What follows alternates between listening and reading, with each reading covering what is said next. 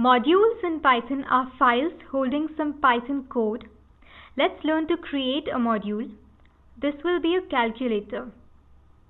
Create a directory or a folder and call it calc. In this, create a file calculator.py. This should hold the following contents: 6 functions to perform mathematical operations.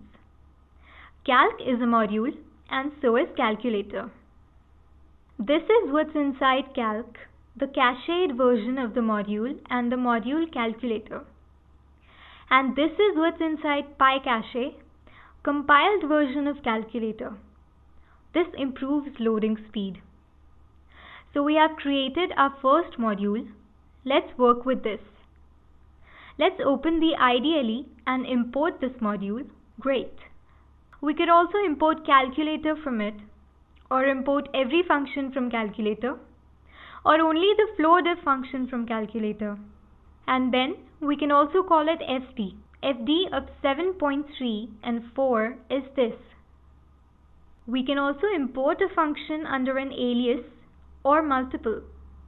We can also execute this as a script. Add the following lines of code to the module calculator.py. Now go to the command prompt and type in Python calc.py 2, 3, 4. It subtracted 4 from 3 to return -1. So that's 2 ways you create and use your own modules with Python.